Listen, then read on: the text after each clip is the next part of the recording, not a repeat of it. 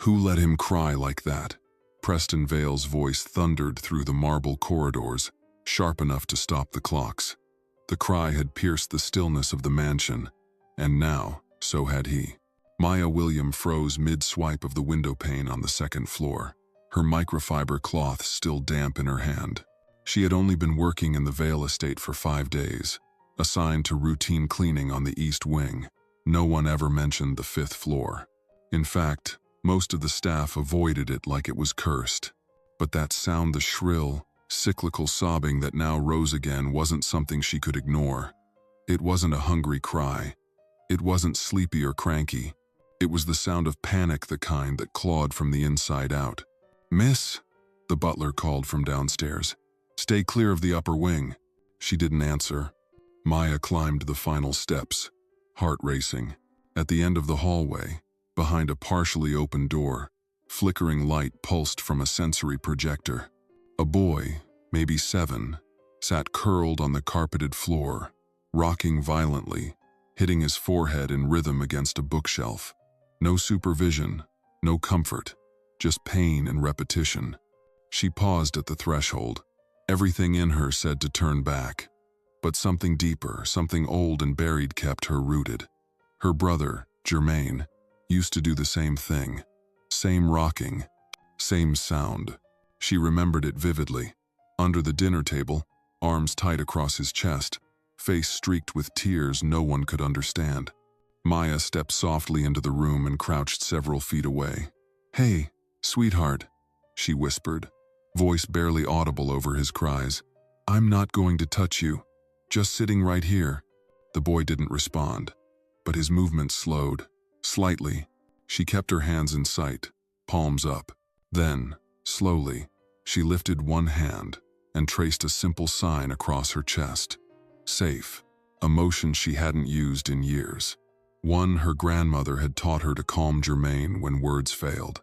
The boy glanced at her, just a flicker, then resumed rocking. A sharp voice cut through the air behind her. "What the hell are you doing?" Maya turned quickly. Preston Vale stood in the doorway, a towering figure of tailored precision and barely contained fury. In one hand, he clutched his phone. The other gripped the doorknob like it might snap under his fingers. "I'm sorry, sir," Maya said, standing instinctively. "I heard him crying and—" "Who gave you permission to be in this room?" "No one. I thought he might be in danger. Step away from my son." Her muscles stiffened, but she obeyed. Carefully, she stepped aside as Preston strode toward the boy. The moment he tried to lift his son, the child erupted, screaming louder, kicking, clawing, his arms flailing in full panic. Preston struggled to hold him, shocked by the intensity. "What's wrong with him?" he muttered. "Why does he?" "May I?" Maya said gently, stepping forward again. Preston didn't stop her. She knelt, reached out, and the moment the child felt her presence, his screaming eased. He twisted toward her and collapsed into her arms like he'd been waiting for her all along. His small hands gripped her sleeve. He buried his face in her shoulder. The silence that followed was absolute. If this moment touched your heart, give Maya a like. She didn't save him with words, but with quiet empathy. And tell us in the comments where you're watching this from. You might not be the only one nearby feeling the same warmth right now. Preston stared, stunned. "How? What did you do?" "I didn't do anything, sir," Maya said softly. "I just listened and signed." You know sign language?" "A little. My brother, he's nonverbal autistic. This used to help him calm down."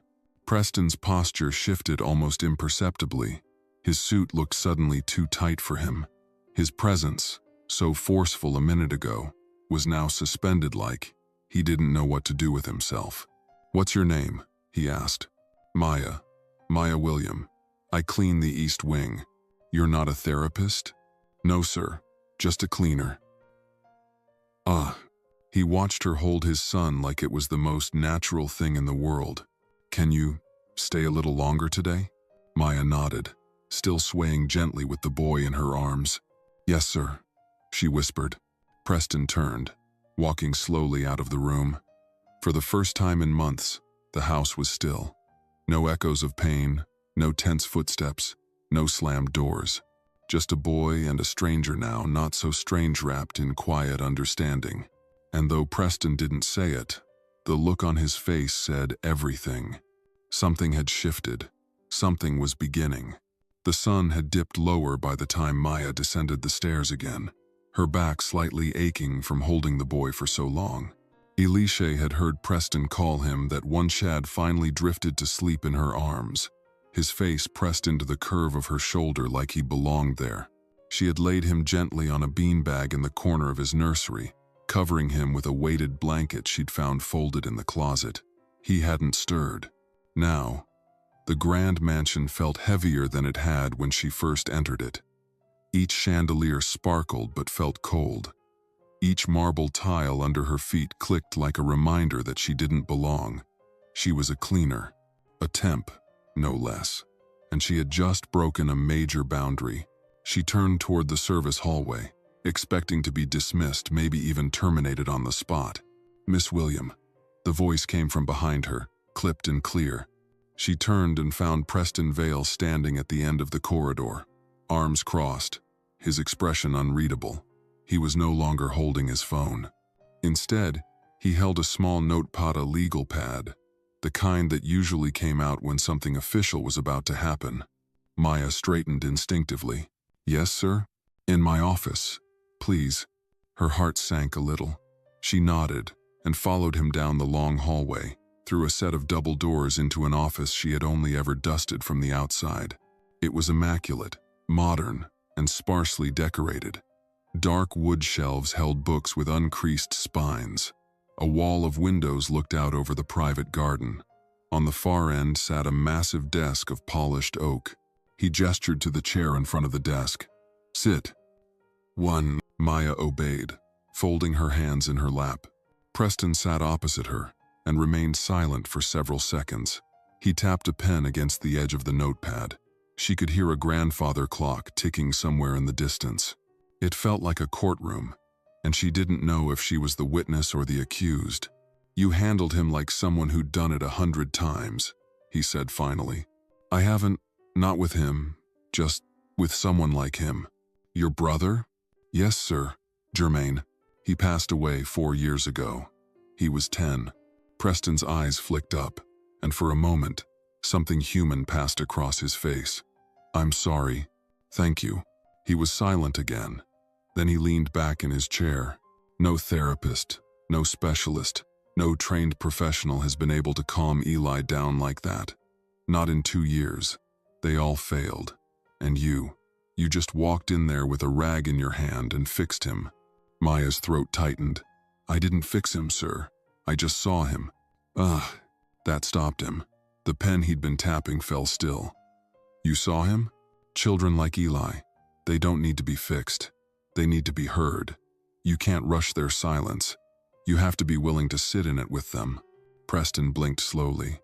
"You sound like someone who should be doing more than mopping floors."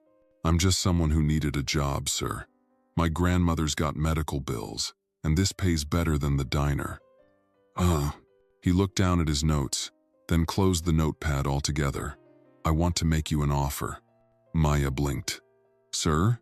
I need someone who can connect with Eli, someone who can be consistent, not another overqualified stranger with a clipboard and a 2-week contract. Someone he already trusts. I'm not a nanny. I don't need a nanny. I need you." She shook her head gently. "Sir, with all due respect, I'll double your pay," he said, not giving her the space to finish. "You'll stay in the staff wing. Private room. All expenses handled. Weekends off. Health insurance if you don't already have any. And you'll never lift a mop again." Maya felt her heart racing. The numbers danced in her head. That kind of money could mean real treatment for Grandma Loretta. No more skipped medications. No more stretching food stamps. But she also knew the risk. This wasn't just a job. This was a boyon with fragile patterns and even more fragile trust. If she accepted and failed him, it wouldn't be just another nanny leaving. It would be betrayal. I don't know if I can." Preston leaned forward, elbows on his desk. Look, I've had behaviorists with degrees from Stanford, nannies from elite agencies, even a family counselor who charged $2,000 an hour. None of them lasted more than a week. You walked in, said nothing, and my son laid his head on your shoulder. I don't know what that is, but I know it's rare. Maya swallowed. It's not magic, sir. It's just care. That's even rarer. She looked down at her hands, chipped nail polish and all. She thought about Loretta, about the quiet way she'd say, "Baby, if God opens a door, don't stand there arguing about the knob." When would I start? Tomorrow morning. I'll have the room prepared tonight. Maya nodded. Okay, I'll try. Preston stood and extended his hand. She shook it, small and firm. As she left the office, her mind was racing. She hadn't packed for a live-in job. She hadn't even told her landlord she was leaving. But beneath all that noise was something quieter, something she hadn't felt in a long time. Purpose. The next morning, Maya arrived with a small duffel bag slung over her shoulder and a cardboard box tucked under her arm. The housekeeper, Mrs. Green, led her to the staff quarters on the east side of the mansion, near the back garden. The room was simple but warm. A twin bed, a reading chair, a desk facing the window. "Mr. Vale had this redone last night," Mrs. Green said, handing Maya a key card. "Said you were important. I'm just a helper." "Maybe. But he don't give spare rooms to helpers." Maya smiled politely and unpacked quickly. She kept her clothes on hangers and placed a small framed photo of Loretta on the nightstand. By 9:30 a.m., she stood outside Eli's nursery again. This time, when she entered, the boy was already awake. He sat on the rug, sorting colored blocks into two piles red and blue. "Morning, Eli," she said softly. He didn't look up, but he paused, just for a beat. She stepped closer, sat cross-legged a few feet away, quiet, non-threatening. After a few minutes, he nudged a red block toward her with his toe. She smiled. "Thanks." She pushed a blue block back. The game had begun. Hours passed like that. No words, just color, rhythm, repetition. At one point, she began to hum soft, low, familiar gospel tones. Eli didn't protest. In fact, he leaned in slightly, the way someone might toward a warm fire. Preston watched from the doorway in silence. He wasn't ready to say it out loud, but something about the way Maya sat there still and steady, not trying to fix or force made his chest ache in a way he didn't understand yet. Not grief, not fear, something else. Hope. Maya stood by the window of the nursery as dusk crept in, her arms loosely folded and her gaze fixed on the garden below. The day had passed more quietly than she expected. No screaming, no outbursts, no frantic running. Eli hadn't spoken, of course. He still moved in silence, mostly engaged with the wooden puzzles and color-sorting games she had laid out. But he had let her sit closer this time. He hadn't flinched when she sang a soft tune under her breath. He had even touched her sleeve once, briefly, when she reached across him for a blue triangle piece. That one small touch had lit something in her, a cautious, almost sacred kind of hope. Behind her, she heard soft footsteps. She turned, just as Preston Vale entered the nursery. He wasn't in his usual suit, just a white shirt with the cuffs rolled in gray slacks. His face looked less carved than usual, a little softer around the eyes. "How was he today?" he asked, his voice quieter than the sharp bark she remembered from their first meeting. "Peaceful," she said, a faint smile lifting the corner of her lips. "No meltdowns, no biting or hitting. He was steady." Preston stepped farther into the room, his eyes on his son who was now lying on his stomach, carefully pushing a toy train along the track. "I don't know what you're doing," he muttered, "but it's working." "It's not a trick, Mr. Vale," she replied gently. "It's time, it's presence, and letting him lead." He nodded slowly, as if trying to understand a language he had never learned to read. "He used to love trains," he said suddenly. Me wife used to take him to the railroad museum every other Saturday. Maya's gaze turned toward Preston. His face had turned toward the window now, eyes distant. He hasn't asked to go since she passed, he continued, his voice low and even. Not once. She didn't say anything, didn't push, just let the silence speak its part. I thought we were doing okay, he went on. After the funeral, I hired the best therapists money could find, enrolled him in every specialized program that accepted him. I spared nothing, but it only got worse. The tantrums, the fear of strangers, the screaming. He turned back to Maya. And now, here you are. And he's calmer than I've seen in over a year. Maya shifted slightly. Grief isn't something you treat like a flu, Mr. Vale. It's not linear. Not for you. Not for him. Preston didn't answer right away. Then he asked, "Do you think he remembers her?" "I think he feels her absence," she said, after a pause, "even if he doesn't know how to say it." He sat in the armchair by the bookshelf, elbows on his knees, looking at his son with something between guilt and awe. "I was married for 10 years, he said suddenly. "We met in college. I was rigid. She was jazz." She laughed too loud, danced barefoot on our balcony in the rain, made breakfast at midnight. Maya smiled. "She sounds wonderful." "She was," he said, and something in his voice cracked, just slightly. Eli looked up for a moment and locked eyes with his father. Preston stood and approached his son slowly. "Hey, bud," he said softly, crouching beside him. "How's the train coming?" Eli didn't speak, didn't react, but he didn't recoil either. Preston looked up at Maya. "You think he'll ever talk again?" "I think he already is," she replied, her eyes warm. "You just have to learn to listen to the version of language he trusts." He held his son's gaze a moment longer, then nodded and rose. Later that evening, Maya returned to her room in the staff wing. It was modest, but comfortable. She had unpacked what little she had: 3 changes of clothes, 2 books, a battered journal, and a framed photo of her grandmother Loretta holding a young Germaine. She picked it up now and ran her thumb across the glass. "You'd like him," she whispered. "He's a mess, but he's trying." There was a knock at the door. She opened it to find Mrs. Green holding a tray with a covered plate and a folded napkin. "Mr. Vale says you haven't eaten since lunch," the older woman said, a curious note in her voice. "He insisted you get a proper dinner." Maya blinked. I didn't realize. I lost track of time." Apparently so did the boy. He didn't scream at all today. Miracle of miracles. Maya accepted the tray with a grateful smile. "Thank you." Before she turned to go, Mrs. Green lingered. "Don't get too comfortable," she warned, but her voice held no malice. "Mr. Vale changes moods like the wind." Maya nodded once. "I don't expect anything." She closed the door and sat down at her desk, lifting the lid on the plate. Grilled salmon, roasted sweet potatoes, and green beans. Her stomach grumbled in response. As she ate, her mind kept replaying the image of Preston on the floor beside his son.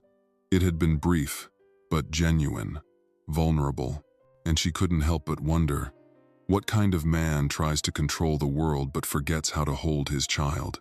The next morning, Maya entered the nursery at 8:30 sharp.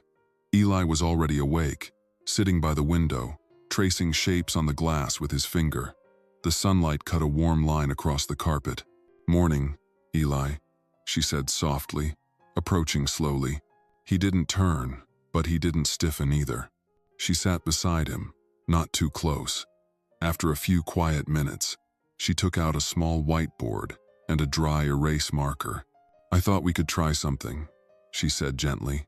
She drew a sun, then a cloud, then handed the marker to him. He stared at it for a long moment, then took it, slowly, and drew a crooked heart. Maya smiled, even as tears stung behind her eyes.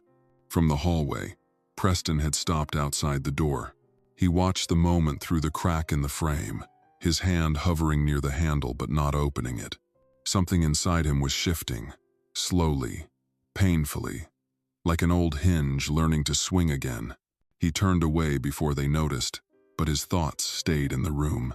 That night, he sat alone in his study with a glass of scotch he didn't drink. On the desk lay a file, Maya Williams' employee application, her background check, and a handwritten reference letter from her former manager at a diner in Queens. He read the note twice. She's not fancy, but she shows up early, works late, and never complains. She's kind, and she knows how to listen, even when people don't know how to talk. Preston folded the paper and leaned back in his chair. Outside, the wind stirred the trees along the stone fence.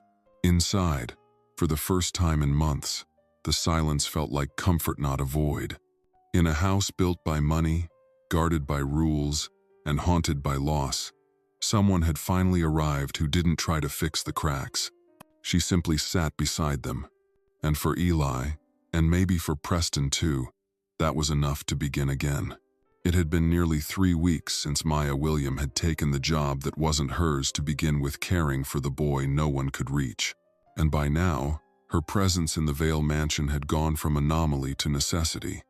Each morning, she entered Eli's nursery with the same quiet ritual. No sudden movements, no grand gestures, just the steady rhythm of showing up. And in return, Eli began to offer more. He hadn't spoken, not once, but his eyes began to seek her out. He followed her with silent trust. He handed her objects, little things, a block, a button, a puzzle pieces, as if they were messages he didn't yet know how to write. That morning, Maya laid a new routine before him. She brought in a soft mat, some scented clay, and a series of cards with emotions drawn in bold, cartoonish expressions. "This one's happy," she said, showing the first card. "Happy like when the music plays." Eli took the card, touched it once, then looked up at her face. Slowly, he pressed the card to his own chest. "Yeah," she whispered, "that's right." When Preston came home that evening, the house felt different again. Not silent the way it had been for a year. Not empty, but humming, faintly, with signs of life. In the kitchen, Mrs. Green had soft jazz playing from the tablet. The windows were cracked open. Somewhere upstairs, a child laughed, not loud, not boisterous, but a quick, pure giggle that stopped him in his tracks. He dropped his keys onto the hallway console and followed the sound. Maya was kneeling on the living room carpet, a toy giraffe in one hand, a sock puppet on the other. Eli sat across from her, cross-legged, watching intently as the giraffe and the sock puppet mimed a silly fight over a cup of pretend tea. When the sock puppet fell over with a squeaky oof, Eli's mouth stretched into a full smile. No sound came, but his whole face lit up. Preston couldn't remember the last time he'd seen it. Maya noticed him in the doorway. She straightened quickly, brushing lint from her slacks. "Mr. Vale, I didn't hear you come in." He walked in slowly, still looking at Eli. "Was that him laughing?" She nodded. "Sort of. No sound, but he's getting close." Preston crouched beside his son. "Hey, buddy," he said. Eli didn't retreat. He didn't flinch. He reached out and touched his father's shirt, briefly, before turning back to the toys. Preston felt his throat tighten. "He's trusting you more," Maya said softly. Preston nodded, but didn't look away from his son. He used to play with Emma like that. She had this sock puppet voice. It was ridiculous, but he loved it. He stood up and looked down at Maya. "Thank you." She gave a faint smile, eyes warm. "I'm not doing anything you couldn't do." "That's the part I find hardest to believe," he said, half joking, half defeated. Later that night, Maya made her way to the small garden behind the staff wing. It was late spring, and the azaleas had just started to bloom. She carried a mug of tea, her grandmother's blend cinnamon and dried hibiscus. She sat on the wooden bench under the magnolia tree and breathed. She'd been afraid, at first, that her time here would be temporary, that one wrong word, one wrong moment, would send her back to mopping floors. But Preston hadn't just tolerated her, he'd started seeking her out. At first only about Eli, then about meals, then books, and lately, just conversation. She didn't fool herself into thinking she belonged in his world. He was white, wealthy, powerful, and guarded. She was none of those things. But when they talked, truly talked, there was something level in it, human. The garden gate creaked behind her. She turned. Preston stood in the moonlight, holding 2 mugs. "I thought you might like chamomile," he said. She blinked, surprised. "That's very thoughtful." I figured it's either that or more bourbon. And you don't strike me as a bourbon before bed person." She chuckled. "Number. That would put me straight on my back." He sat beside her, not too close. "You come out here every night?" "When I can't sleep." "Same." They sipped in silence for a moment. "I've been meaning to ask," he said, his voice quieter now, more careful. "Your brother, what happened?" She exhaled, slow. "He had a seizure. Complications from an infection. He passed in the hospital while I was filling out paperwork for insurance." Preston looked at her. "I'm sorry." "Thank you." He was the only person in the world who saw me without expecting anything back. He was quiet, then said, "That sounds like Eli." "Yeah," she said softly. "It does." Another pause. Preston ran a hand through his hair. "You make this look easy, but I know it's not. I know I'm difficult, that this house can be cold, that Eli's challenges can be overwhelming." She turned to him. "You're not difficult, Mr. Vale. You're just grieving in the only way you know how." His eyes met hers. "Call me Preston, please." She hesitated, then nodded. "Okay, Preston." A gust of wind rustled the branches. The lights from the second floor glowed softly through the windows. Somewhere above them, Eli stirred in his bed. "I want to learn," Preston said suddenly. "I want to know what you know. About him. About how to reach him." Maya's heart beat faster. "You're already halfway there. Number, I watch you with him. The way you read his cues. The way you understand what he needs before he asks. I don't have that instinct." "You don't need instinct," she said. "You need willingness. And he'll teach you if you're patient enough to listen." He looked at her. And for a moment, something shifted in the air between them. "I want to try," he said. And for the first time, Maya saw not the CEO, not the man with perfect posture and calculated words, but a father uncertain, flawed, and finally ready. The next day, everything changed. Maya led a small lesson in the living room. Simple sign language. More. Stop. Help. Love. Preston joined them, clumsy but earnest. Eli watched, then copied. At one point, Preston signed more, and Eli responded with a half-formed version of the same gesture. Preston's eyes filled, but he didn't say a word, just nodded, smiled, and reached for his son's hand. Later that evening, Maya wrote in her journal by the window, recounting the moment. "He's coming back to his son," she wrote. "Not as a savior, not as a fixer, but as a father learning a new language, one built on silence, trust, and steady hands." She looked up as a knock came at her door. Preston stood outside, holding a book. "I found this in Emma's things," he said. "It's about parenting children with sensory disorders. I thought you might want to read it together." She took it gently. "I'd like that." And then he added, before walking away, "Thank you for staying." That night, Maya sat on her bed, the book in her lap and the memory of Germaine warm in her chest. She wasn't just staying. She was building something. Slowly, quietly, like Eli's laughter, like trust, blooming between unlikely hands. The early summer light streamed through the nursery windows, casting golden beams onto the wooden floor. Maya sat cross-legged across from Eli, gently encouraging him to press different animal shapes into a soft patch of kinetic sand. It was part of their morning routine, now sensory time before breakfast, a calm, consistent way to ease him into the day. Eli didn't speak, but he responded more and more with eye contact, small gestures, even tentative smiles. When Maya sang softly, he swayed. When she laughed, He tilted his head to watch her longer, and once, when she reached for the sand mold he liked, he touched her wrist and pushed it gently toward her. "Thank you," she whispered. He didn't respond, but his fingers brushed her palm in reply. Preston had begun joining these sessions 3 times a week. He no longer hovered in the background, arms folded and unreadable. Now, he knelt beside his son, mimicking Maya's gestures, learning the signs slowly but with deep concentration. "Cow," Maya signed that morning, forming the horns with her fingers.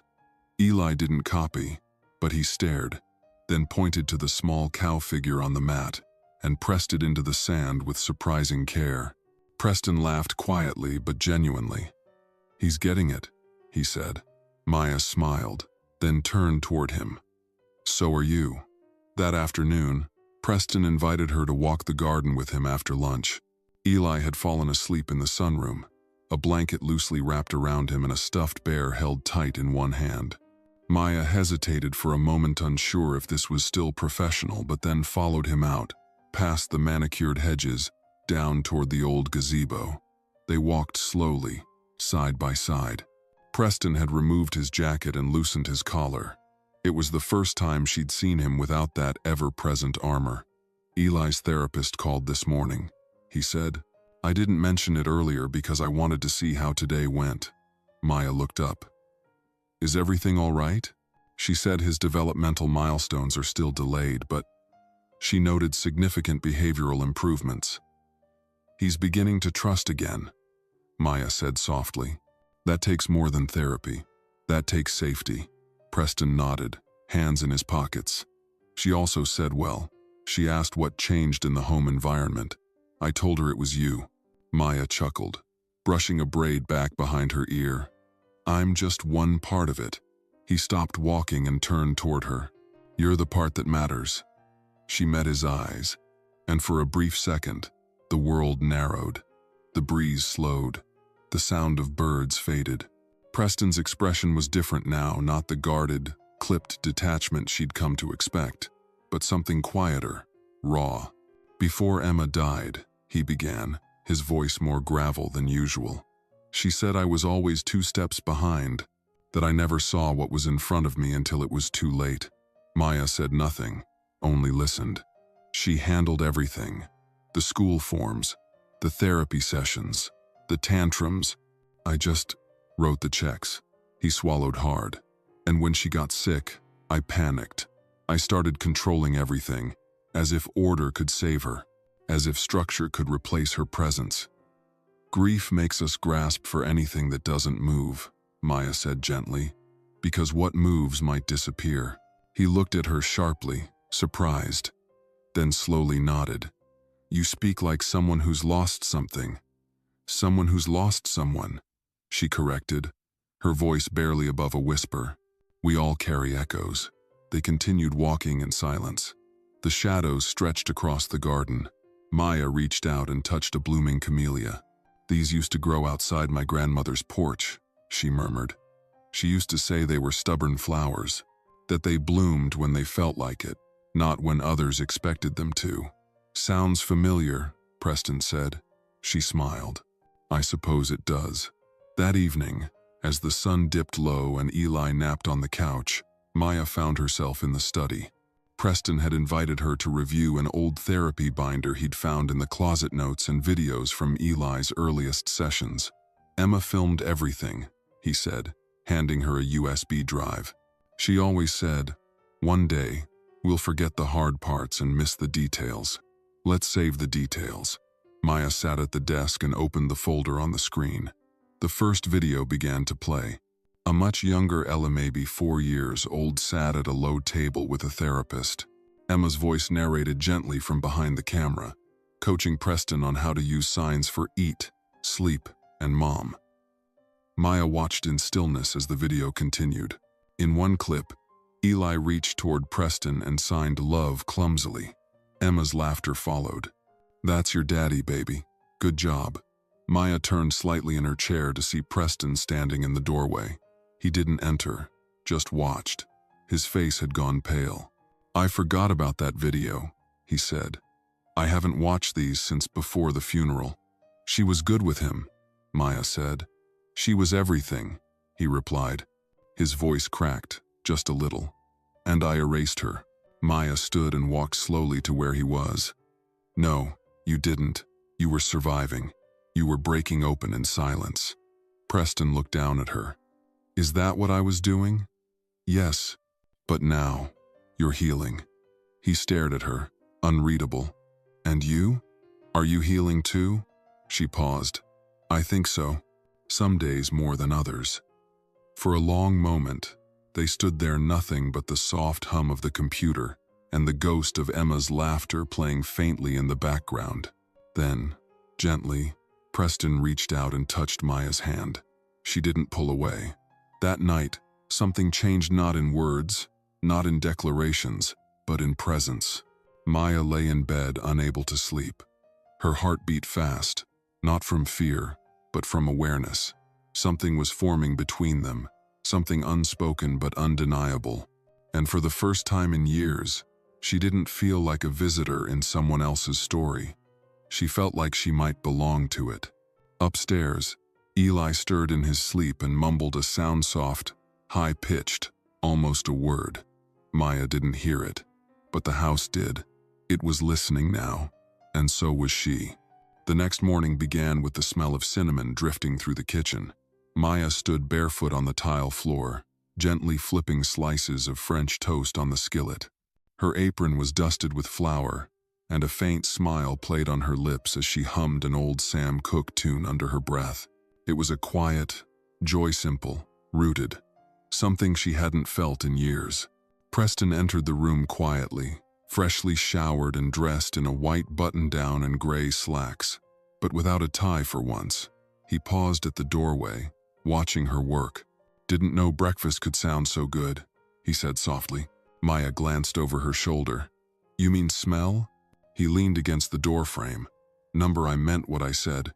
There was a pause, light but meaningful. She slid 2 golden slices onto a plate and turned off the stove. Eli's still asleep, she said. Thought I'd surprise him. He likes the edges a little crispy. Preston stepped into the kitchen and began setting out forks and napkins. You always remember the details. Maya looked down, brushing a strand of hair behind her ear. The details are where the heart lives. He stopped for a moment, considering her words, then resumed setting the table. I never noticed how empty this place felt, until you started filling it.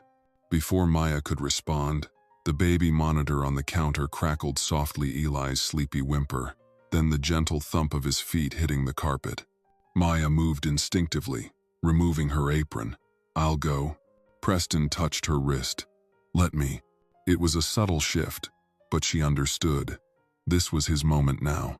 She watched as he walked out of the kitchen and up the stairs, a man who used to keep one hand on the world and one foot out the door, now fully present. When he returned with Eli in his arms, the boy was clutching a small plush bear and blinking against the morning light. Preston set him gently in his booster chair and sat next to him. Good morning, buddy, Maya said, placing the plate in front of him.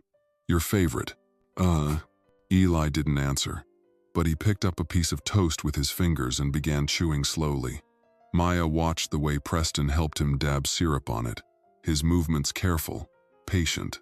There was no rush in the room, no pressure, just connection. Later that day, the house welcomed a guest, Dr. Lydia Chen, Eli's longtime developmental psychologist. A petite woman with sharp eyes behind silver-framed glasses, she had known Eli since he was 2. She stepped into the foyer with a calm smile. Still smells like expensive silence in here, she said, half teasing. Preston chuckled. That's changing. Maya offered her a glass of water and escorted her to the sunroom, where Eli was stacking wooden blocks by the window. Preston watched from the doorway, his hands clenched just a bit. Doctor. Chen observed the boy quietly, then leaned toward Maya. He's focused, she whispered, and peaceful. Preston stepped in. Do you see progress? Dr. Chen nodded slowly. Not just in behavior, in attachment, he's bonding. Preston looked at Maya. Dr. Chen followed his gaze. "Tell me, Miss William, what are you doing differently?" Maya hesitated. "I treat him like he's already whole, not broken." Dr. Chen studied hair. "That's rare." "It shouldn't be," Maya replied softly. After the session, Dr. Chen pulled Preston aside. "You've done more than hire help," she said. "You've invited something sacred into this house. Don't forget that." Preston didn't respond right away. He watched Maya in the distance, kneeling beside Eli, showing him how to sign happy with her hands. His son mimicked harem perfectly, shyly, but it was there. That afternoon, Maya wandered out to the garden alone, needing space to think. The camellias were blooming fuller now, thick with pink and white petals. She sat on the stone bench and exhaled slowly. She was growing attached, dangerously so. This was meant to be temporary, a job, a brief chapter between responsibilities. But somewhere in the quiet moments, in Eli's touch and Preston's changing eyes, it had begun to feel like more. She reached into her bag and pulled out an old photo, her mother and younger sister on a porch swing. Her mother was laughing, head tilted back. Her sister's hands were caught mid-sign. Maya traced their faces with a thumb. "I still carry you," she whispered. Behind her, footsteps approached. "I hope I'm not interrupting." Preston's voice, gentle now. Maya quickly tucked the photo away. "Just thinking." He sat beside her, not too close. "I've been meaning to ask," he began, then paused. "Why did you take this job?" She turned to him, eyes calm. "Because I needed to remember who I was, and I thought maybe, just maybe, I could help someone do the same." Preston nodded. "You've helped more than you know." "A beat." Then Maya said, "And you? Why did you really hire me?" He hesitated. "At first, desperation. I was exhausted, out of ideas. But then, I saw how Eli looked at you. Not afraid, not shrinking, just still." They were quiet for a moment. "I owe you an apology," Preston added. "When you first arrived, I dismissed you. I made assumptions. I thought that I was just a maid," she said, without malice. He looked ashamed. "Yes," Maya met his eyes. "People do, all the time. But you're not," he said. "No," she whispered. "I'm someone who sees people others overlook." He nodded slowly. "You saw him, and now I see you." Something shifted in the air between them, delicate and dangerous. That evening, as the sun dipped low and shadows painted the hallways, Maya passed by the open study door. Inside, Preston sat at the piano, an old upright piece Maya had dusted off weeks earlier. He struck a few tentative chords, then began to play a melody, halting, unsure, but lovely. She stood quietly, listening. When he finished, she stepped inside. "I didn't know you played." "I used to," he said. "Emma made me promise I'd teach Eli one day." "Keep that promise," Maya said. "Music speaks even when we don't." He looked up. "Would you sit with me?" She did. He began again, slower this time. Maya hummed along, then, without thinking, began to sign the lyrics to an old lullaby. Eli's lullaby. Her hands moved with grace, her face lit with tenderness. Preston stopped playing and just watched. "You're extraordinary," he said quietly. Maya looked at him, her hands still mid-motion. "I'm just present," she replied. "Most people aren't." Preston reached out, brushing a fingertip against her wrist. It was a question. She didn't pull away. It was an answer. Upstairs, Eli stirred in his bed, and for the first time, called out not with a cry, but a word. "Dada." It echoed down the staircase like a bell. Preston froze. Maya gasped, and the house, so long cloaked in silence and grief, suddenly felt alive again.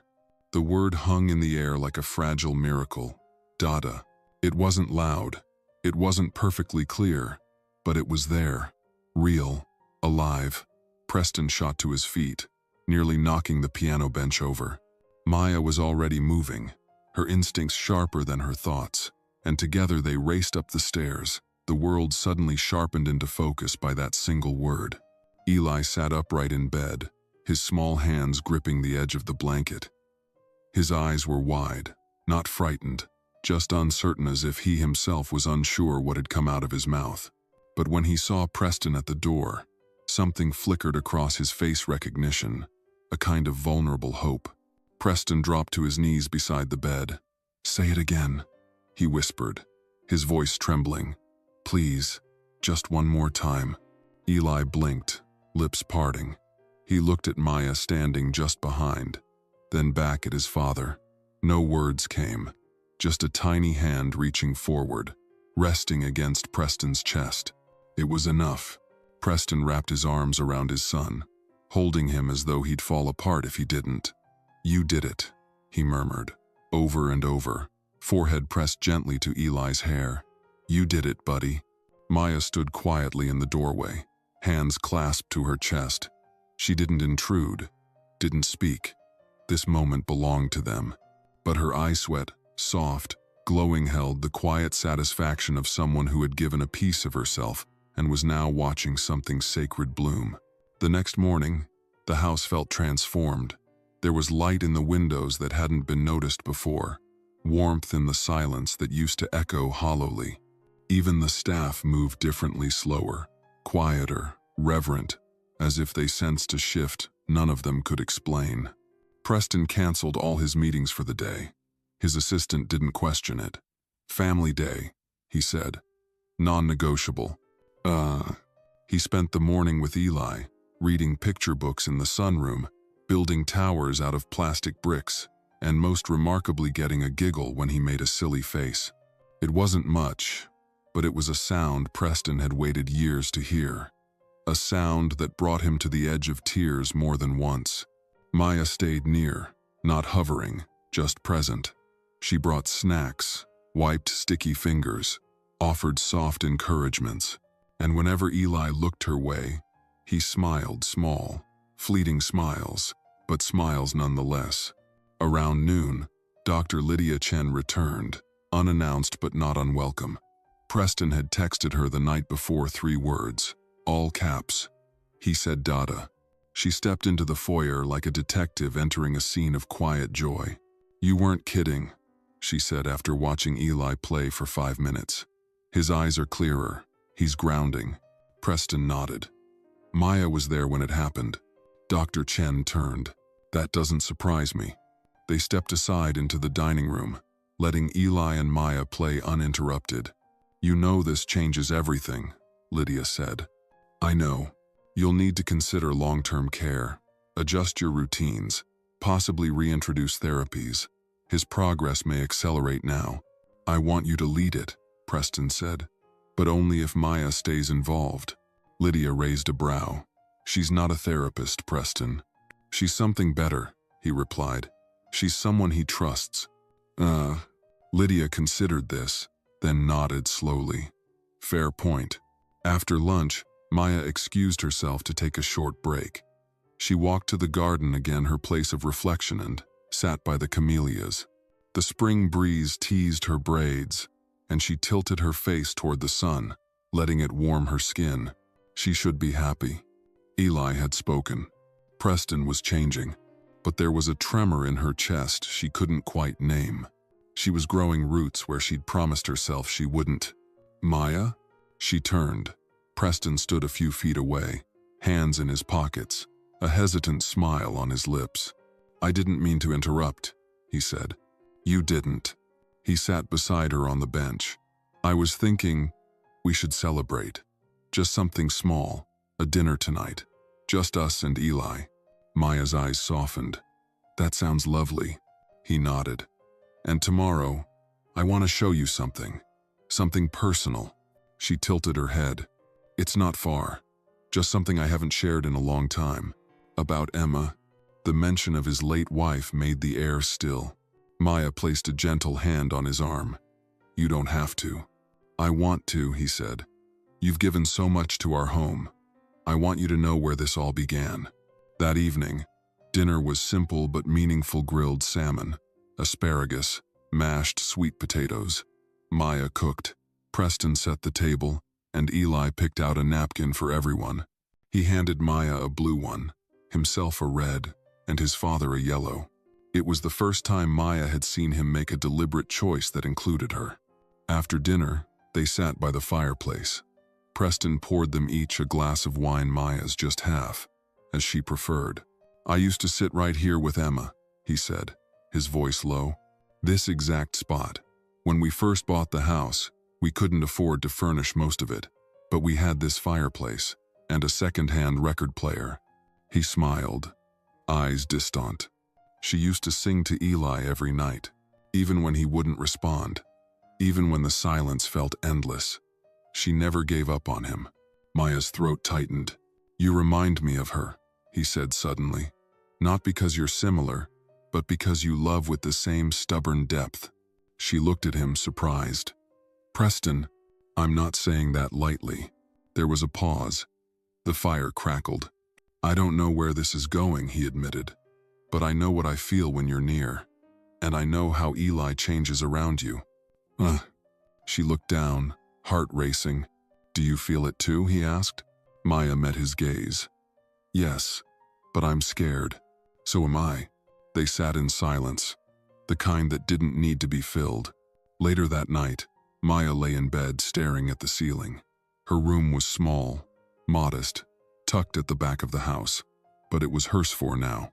A knock came at the door. She rose, heart fluttering, and opened it. It was Preston, not in a suit, not in armor, just him. "I couldn't sleep," he said. "Me neither." He didn't step in, didn't reach for her, just looked at her like she mattered. "I just wanted to say thank you for helping me find him, for helping me find myself." She smiled softly. "Good night, Preston." "Good night, Maya." And he walked away. She closed the door, leaned against it, and exhaled, long and deep. It wasn't love yet, but it was something real. And that was how everything truly began. The morning sun filtered through the sheer curtains of Maya's room, casting soft golden shapes across the floorboards. She lay in bed longer than usual, eyes open, heart beating with a strange calm. The memory of Preston's voice the night before lingered in the silence. It hadn't been a confession, not exactly, but it had been something deeper, an invitation into a truth they were both still learning to name. By the time she made her way to the kitchen, the house was already stirring. Eli sat at the island counter, sipping from a plastic cup of orange juice while Preston leaned over a skillet, attempting scrambled eggs. Maya paused in the doorway, watching the two of them, father and son, side by side, like a picture from a family album long overdue. Preston noticed her first. "Good morning," he said with a warm smile, wearing a navy t-shirt and jeans instead of his usual crisp button-down. Eli turned, spotted Maya, and his eyes brightened. He didn't say a word, but he reached out his hand toward her. It was the first time he'd initiated contact. Maya crossed the room and took his hand, giving it a gentle squeeze. "Good morning, sweetheart," she whispered. Preston looked on, the corner of his mouth twitching in quiet awe. "I was thinking we could take Eli to the park today," he said. "There's one not far from here, Piedmont Park. I haven't taken him out in a while, but I feel like maybe it's time." Maya blinked, surprised. "That's a big step." "I know, but I want to try." The outing wasn't planned with perfection, and that was part of its charm. Maya packed a small bag with snacks and wipes. Preston brought a blanket and a collapsible stroller, and Eli wore a baseball cap he refused to take off. The car ride was quiet but peaceful, with soft jazz playing low and the city slowly unfolding through the windows. Piedmont Park was alive with spring children laughing, couples walking dogs, old men reading newspapers on benches. They found a spot beneath a tall oak tree and laid out the blanket. Preston sat with Eli, pointing at the ducks on the lake, while Maya unpacked some sliced apples and cheese crackers. Eli didn't say much, but his eyes followed everything. He watched a group of boys playing catch nearby, his gaze lingering longer than usual. "Would you like to try, Eli?" Preston asked gently, nodding toward the game. Eli looked at Maya. His expression was uncertain. She smiled. "We'll just watch for now, okay? Maybe next time." He seemed content with that, curling up beside her and munching on a cracker. A few minutes later, a voice called out from across the field. "Mr. Caldwell? Is that you?" Preston looked up. A woman in her early 40s approached, dressed in running gear and sunglasses. "Rebecca Thorne," she said, extending her hand. "We met at the Chamber of Commerce dinner last year." Preston stood, polite but guarded. "Ah, yes, of course. Good to see you." Rebecca glanced at Maya, then down at Eli. "This must be your son. I heard. Well, I'm glad to see he's doing okay." Maya felt the tone shift, slightly subtle, but unmistakable. That quick assessment, that flicker of surprise at Maya's presence beside them. Rebecca's eyes didn't linger, but her smile tightened. "Your new nanny?" Preston's spine straightened. "This is Maya William. She's part of our family." Rebecca blinked. "Oh, well, that's nice." She turned to Eli again, then back at Preston. "Listen, I don't want to intrude.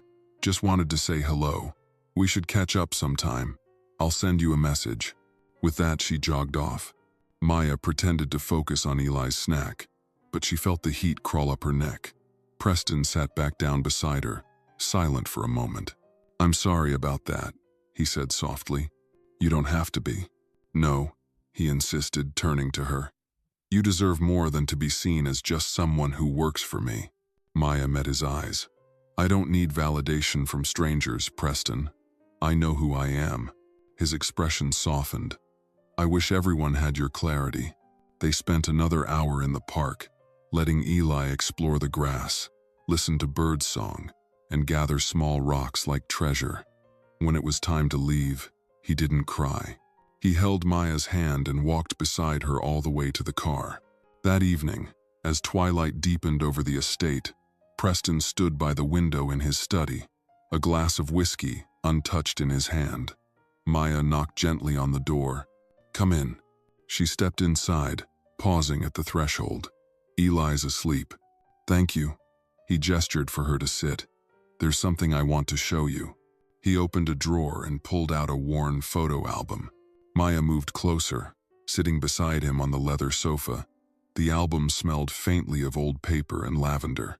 "This," he said, opening to the first page, "was Emma's idea. She started it when we first found out we were pregnant. Every month, a new photo, every milestone. And then, after she passed, I stopped adding to it. The photos were beautiful: Emma's glowing smile, a baby Eli bundled in blankets, tiny footprints pressed in ink. As they turned the pages, the images faded from color to grayscale, not physically but emotionally. "This is the last one," Preston said, pointing to a photo of Emma holding Eli under a maple tree, her face radiant despite the 4-line taped to her arm. 2 weeks before she died. Maya ran her fingers gently along the plastic sleeve. "She loved him so much." "She did," he whispered, "and I failed her. I shut down. I buried myself in work, in meetings, in pretending that grief wasn't eating me alive. You were surviving." Preston turned to her. "You're helping me live." The silence that followed wasn't awkward. It was sacred. "I've been thinking," he said after a moment. "I want to formally hire you not just as a housemaid or a caretaker, but as Eli's developmental guide. We'll set up training, a plan. I'll make it official." Maya blinked. "That's generous." "It's not generosity. It's necessity. You've done more for him than any therapist or specialist in the last 2 years." She nodded slowly. "I'll accept in one condition." "Name it." "That we keep doing this together, as a team. No titles, no distance." He held her gaze. "Deal." They sat there, the album open between them, 2 people bound by loss and something slowly growing beyond it. Just before she left the room, Preston called her name. "Maya." She turned. He stood, walked toward her, and then, without rushing, he pulled her into an embrace. It wasn't romantic, not yet. It was something older, deeper recognition. The kind that says, "I see you." And in the quiet safety of that moment, Maya finally allowed herself to believe she belonged. The next morning began with an unexpected knock. Not the gentle kind that hinted at domestic routine, but a sharp, echoing rap that stirred both tension and memory. Maya was in the kitchen preparing Eli's favorite oatmeal when she heard it. Preston appeared seconds later, his brow creased even before he reached the door. Standing outside was a man in a tailored gray suit, with a clipboard tucked under his arm. He wasn't alone. 2 others flanked him, one in business casual, the other in a sharp blazer with an earpiece. The insignia on the clipboard read, "Child Welfare Services." "Mr. Caldwell?" the man asked, polite but firm. Preston nodded slowly. "Yes. What's this about?" "I'm Marcus Fielding. We've received a report of possible neglect concerning your son, Elijah Caldwell. We're here for an assessment." For a moment, the only sound was the wind through the trees. Maya had stepped into the hallway by then, holding Eli close against her hip. She could feel his little heart pounding through her blouse.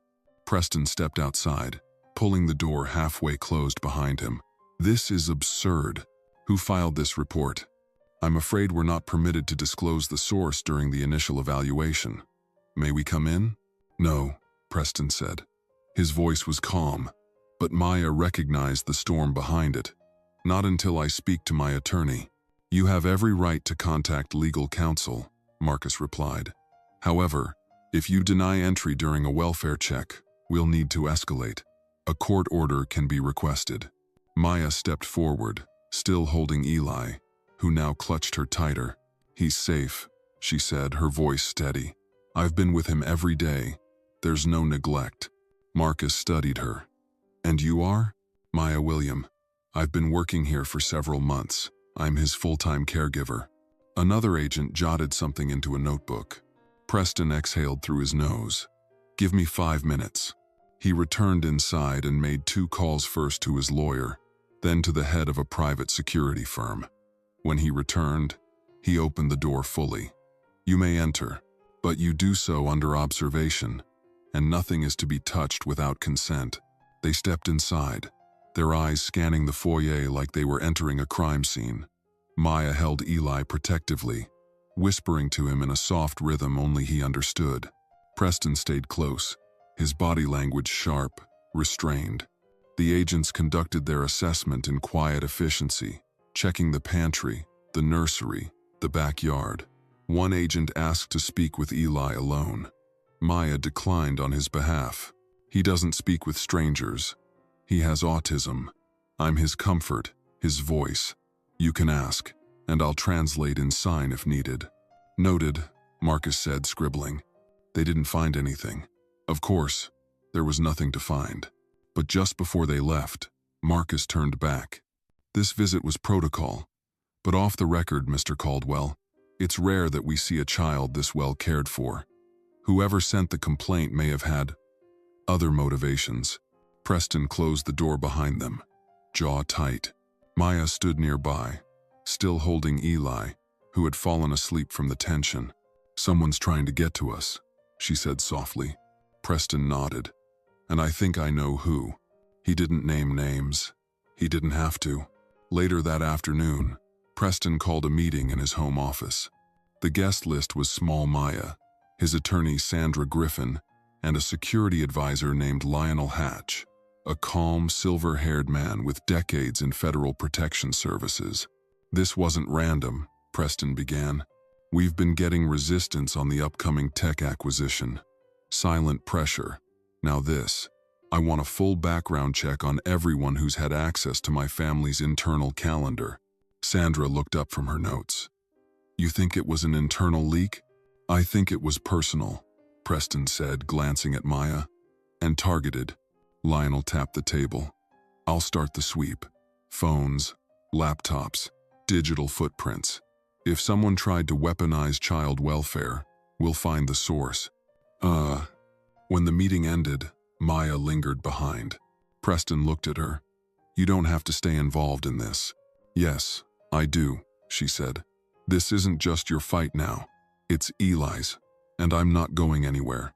His eyes flickered. You always speak like someone who's lost something important. Maya exhaled. I have. But Eli isn't going to be one of those things. He didn't respond. But he didn't need to.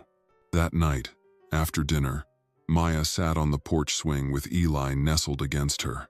The stars were just starting to show, one by one. She watched them light up the sky, like old truths finally being revealed. Preston joined her, 2 cups of tea in hand. Mind if I sit? She moved over, and he took the space beside her, close but not imposing. I used to think silence was a curse, he said. That quiet meant something was broken, but I'm starting to understand there's different kinds of silence. She looked at him. There's the silence of grief, he continued, the silence of shame. And then there's the kind that's safe, like right now. Maya held her tea carefully. Safe silence. That's rare. He nodded, sipping. You've given that to him, to me, too. They sat in that silence for a long while, the night deepening around them. Then Preston asked, have you ever thought about what it would mean if Eli could talk? Not just with his hands, with words. Maya looked out into the dark yard. Sometimes, but I think about what he already says. In other ways, when he takes my hand, when he leans into me without asking, that's speaking. It's just a different language. Preston's voice was quiet. You're teaching me to listen to that language. And then, like a whisper from the wind, a new voice cut through the quiet. Small, hesitant. Maya froze. Preston looked down. Eli, half asleep, had shifted. His lips had formed the syllable again. Mama. It was no longer imagined, no longer a dream. Preston's eyes widened. Maya's hands trembled. Her breath caught in her chest. Eli, what did you say? The boy blinked slowly. His eyes fluttered, then closed again. Preston turned to Maya. Did you hear that? I did, she whispered, her voice breaking. I did. It was the first word he'd spoken aloud in nearly 2 years. Preston didn't speak for a full minute. Then he reached for her hand, no hesitation, no pretense. We're going to protect him, he said, voice solid now. Whoever came after us, they won't get another chance. Maya nodded, tears finally slipping free. The porch lights flickered gently above them, casting a warm glow on the 3 of them seated on that old swing-gone step closer to healing, one word closer to a future none of them thought possible. The following morning brought no sense of calm. The house was still, but it carried a tension beneath its quietness, a sense that something unseen had shifted.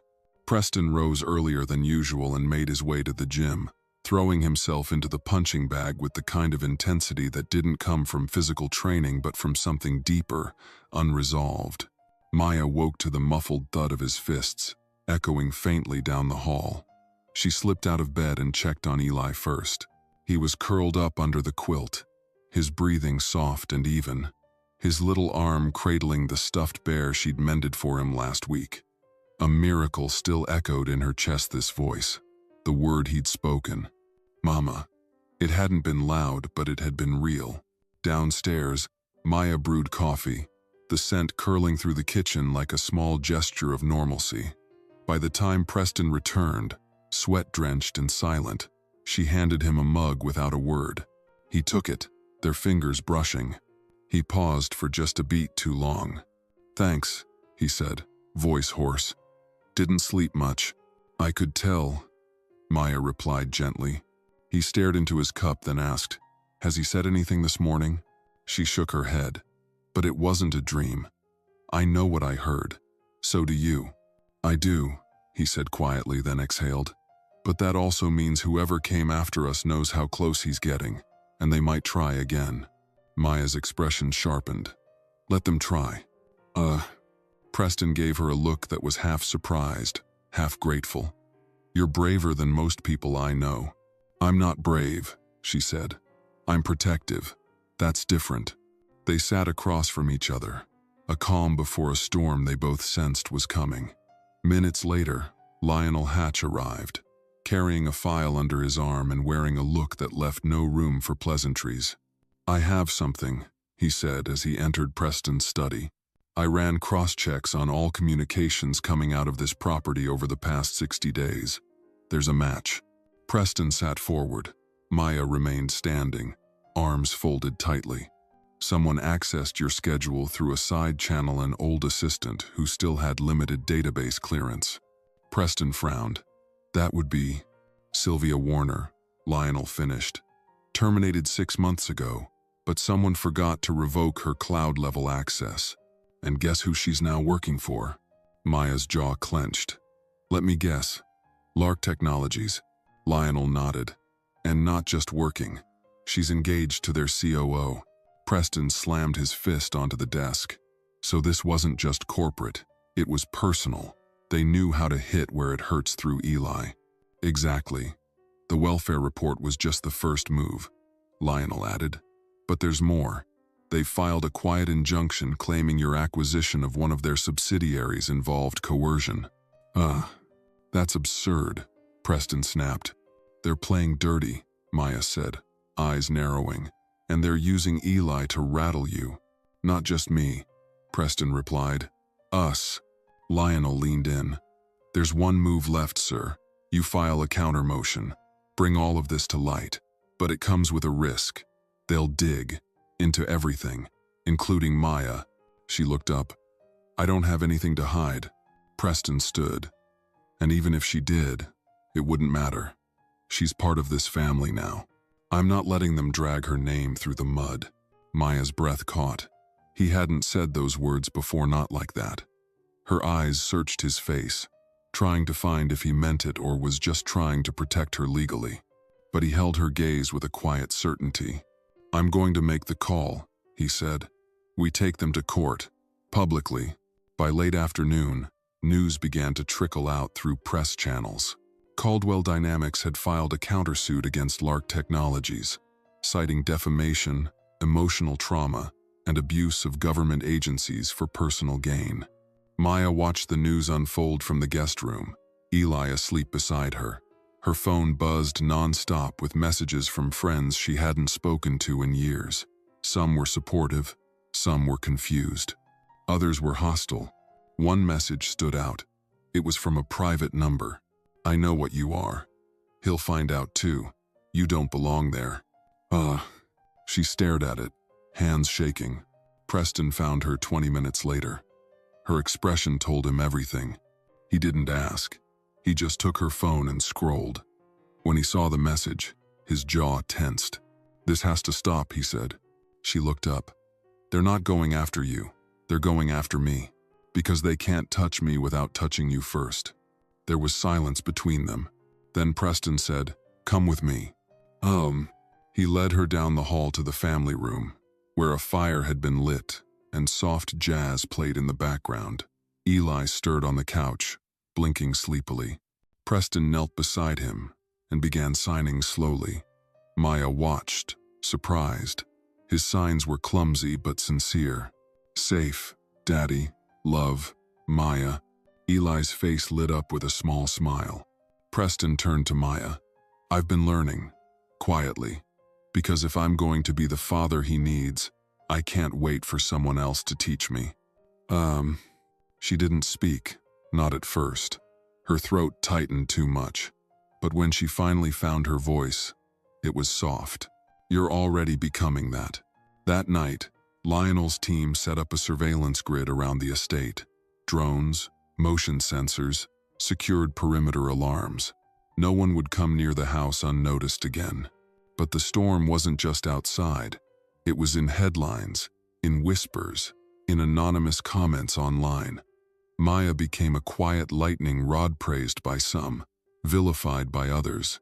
Rumors swirled that she was a gold digger, that she had seduced Preston for power, that she had manipulated a vulnerable child. Preston tried to shield her. He issued statements, stood by her side at every press conference. But some shadows couldn't be pushed away with statements. One night, after a particularly cruel article called her the maid who would be queen, Maya sat alone on the back porch, wrapped in a blanket. Preston joined her quietly, handing her a cup of tea. "I used to think I could fix everything with money," he said. "Turns out, the things that matter most can't be bought. They have to be fought for." She sipped, eyes red. "Do you think it'll ever stop?" He looked at her. "Number, but I think we'll get stronger. Together." Her voice cracked. "Do you ever regret bringing me into all this?" He didn't answer with words. He reached over, took her hand, and placed it over his heart. "No," he said simply. "Because you brought me back to mine."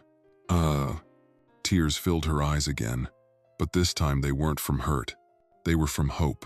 And that night, in the quiet hush of a house on the edge of scandal, the three of them, Preston, Maya, and Eli, slept under the same roof with something they hadn't shared fully before. A sense of family. Fragile. Earned. But real. The courtroom was colder than expected, a stark contrast to the emotional heat simmering beneath Maya's skin.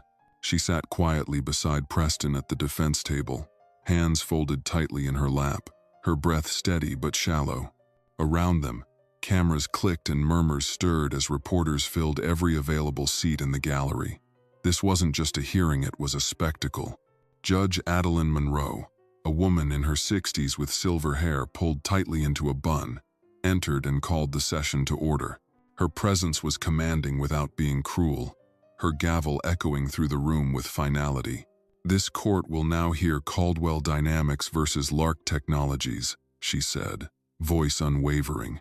Maya's eyes flicked toward the opposing side. Sylvia Warner sat smugly in the front row, her engagement ring catching the light like a trophy. Beside her was Greg Sinclair, the COO of Lark, with the coldness of a man who thought everything was a negotiation. They barely spared Maya a glance, as if her role in the case was ornamental at best. But she wasn't here to be overlooked. Not anymore. Preston leaned over and whispered, "They're expecting you to flinch. Don't give them the satisfaction." She gave a tight nod. Her fingers still trembled, but her heart didn't. The first testimonies began. Legal jargon filled the air, each side presenting arguments about data access, unauthorized schedule leaks, and the weaponization of the welfare system. Lionel Hatch took the stand, delivering his findings with clinical precision. He outlined the digital trail, the unrevoked access, and the links between Sylvia and Lark Technologies. The court listened, but the tension didn't truly rise until Maya's name was mentioned. And what role did Miss Maya William play in any of these corporate decisions? The opposing attorney asked, voice sharp with condescension. Lionel answered calmly, "None.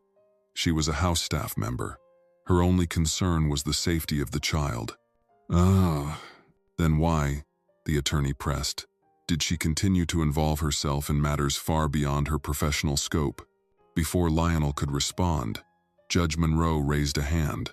"Miss William, are you prepared to testify today?" Maya froze. Preston looked at her. "It's your call." She stood slowly, legs steady despite her heartbeat. "Yes, Your Honor. I'm ready." The courtroom shifted. Every eye turned to her.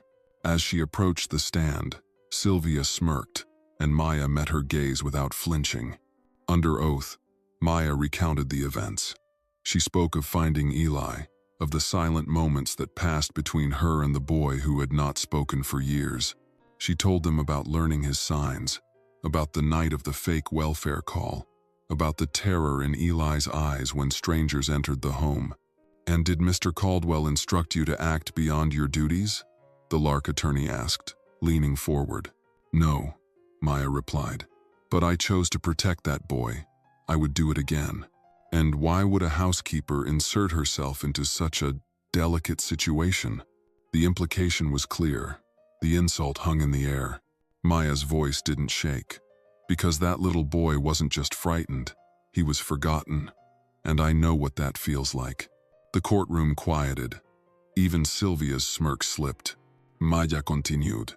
"I grew up in a system that never noticed when I went hungry, or when my sister couldn't hear and no one bothered to learn how to talk to her. I promised myself that if I ever saw that look in another child's eyes, I wouldn't walk away." Judge Monroe regarded her carefully. "Thank you, Miss William. You may step down." As Maya returned to her seat, Preston gave her hand the slightest squeeze beneath the table. "You were remarkable," he whispered. She didn't smile. Not yet. The fight wasn't over. Outside, the courthouse steps overflowed with press. Reporters shouted questions about her relationship with Preston, about the rumors of financial motivation, about her background. Maya kept her chin high, answering none of them. Preston placed a protective hand at her back as they walked toward the car. Inside the vehicle, silence settled again, until Maya finally asked, "Do you regret putting me on that stand?" He turned to her. "Not even for a second. You were the most truthful person in that courtroom. But they'll twist it. They always do." "Then let them twist," Preston said. "You don't bend." That evening, back at the estate, Eli sat with Maya in the sunroom. He was quiet, hands resting on his knees, gaze distant. She signed slowly. "Are you okay?" He hesitated, then signed back. "I heard them say bad things." Maya knelt beside him. "They don't know you. They don't know us." Eli nodded. Then, in halting fingers, he added, "You're still here." Her heart broke open a little. "I'll always be here." Across the room, Preston watched the exchange. Later that night, he invited her into his office. There, on the desk, sat a document thick, embossed, official-looking. "What is this?" she asked. "My will," he said plainly. "I'm naming you guardian. If anything happens to me—" "Don't," she interrupted. "Don't talk like that." "I have to," he insisted. "They're not just attacking my business. They're coming after my soul. And my soul lives in that boy." She swallowed hard. "And what if they find something on me? What if they dig too deep? Then let them. Because you've already proven something more powerful than a background check." "What?" "That you love him." There was no romance in his tone, no dramatic flair, just the truth. And sometimes that was the most beautiful thing. Later that week, a ruling came through. The court found insufficient evidence for Lark Technologies' allegations and dismissed the case with prejudice. But the judge's final remarks were what silenced the crowd. "I find it deeply disturbing," Judge Monroe said, "that a private corporation would manipulate child welfare systems for corporate gain. Miss Williams' actions reflect the highest moral standard, one we would do well to emulate. This court recognizes her not just as a witness, but as a protector." The room erupted in whispers. Sylvia's face blanched. Greg Sinclair stood and walked out before the gavel even fell. Outside, press again swarmed Maya. This time, the questions were softer. Some were even kind. "How does it feel to be vindicated? Will you stay with the Caldwell family?" Preston stepped forward, shielding her. But Maya didn't retreat. She turned to the cameras, eyes steady. "I didn't do this to win," she said. "I did it because a little boy needed someone who wouldn't leave." That night, at home, the quiet was different. It wasn't empty. It was full of something sacred.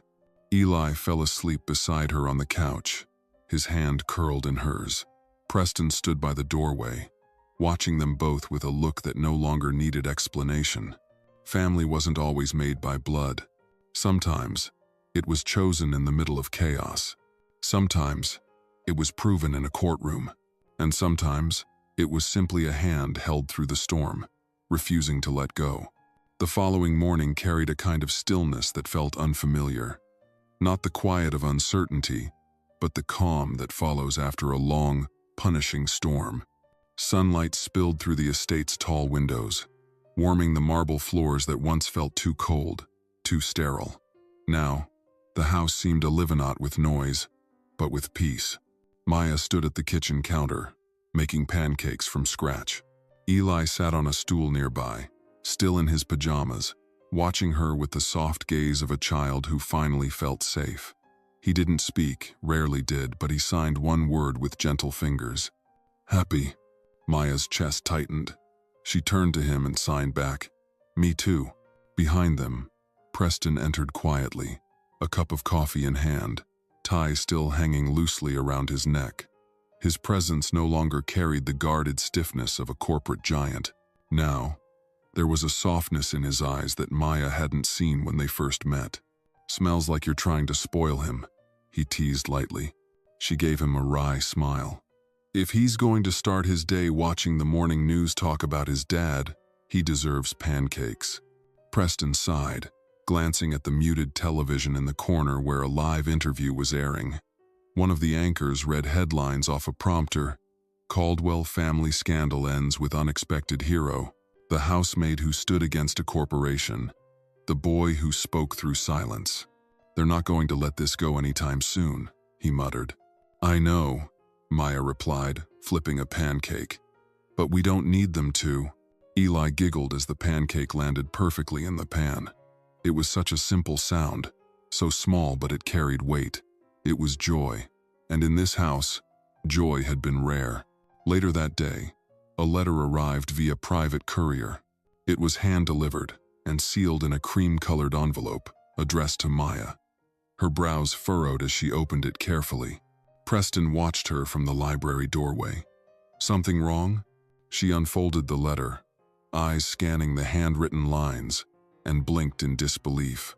"It's from Judge Monroe," she whispered. "She's offering to nominate me for the state's Child Welfare Advisory Board." Preston stepped forward, startled. That's significant." She says she believes my experience, personal and professional, could help shape future policies." Maya didn't answer immediately. Her fingers tightened around the paper. "It's not just about Eli, is it? It's bigger than him. There are more kids like him out there." Preston nodded solemnly.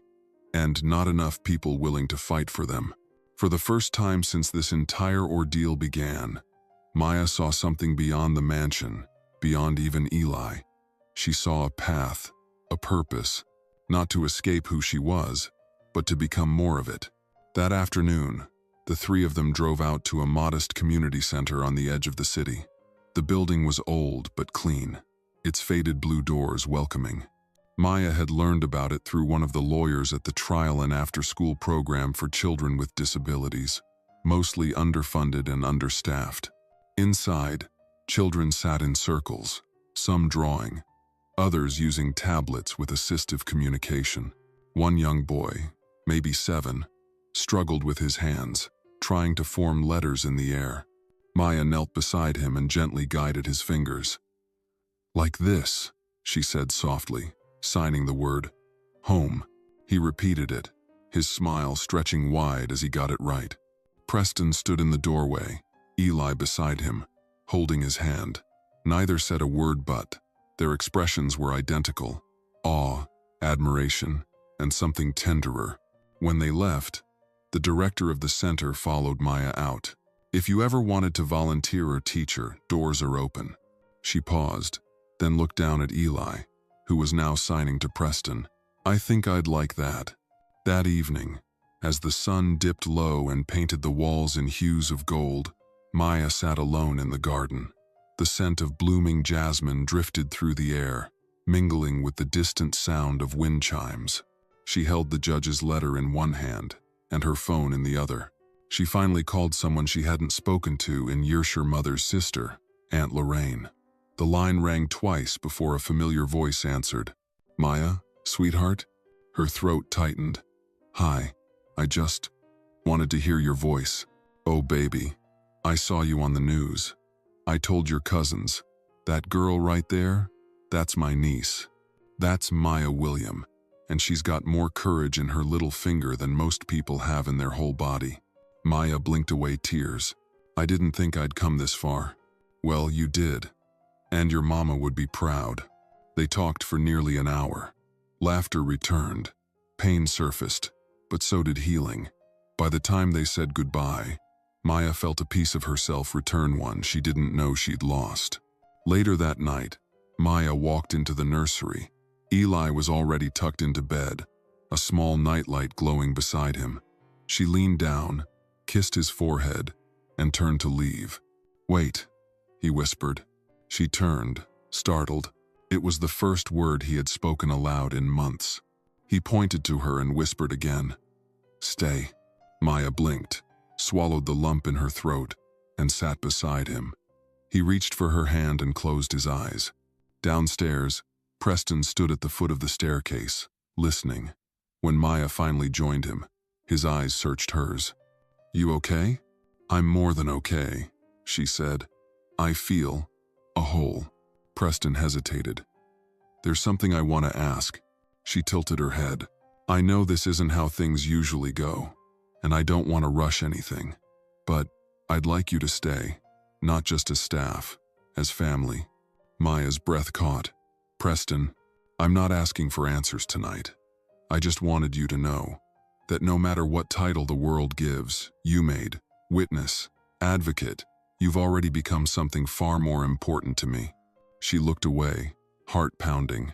This was never about love. "No," he agreed. "It was about truth. But sometimes, when the truth is finally safe, love follows." In the following weeks, Maya accepted the judge's nomination.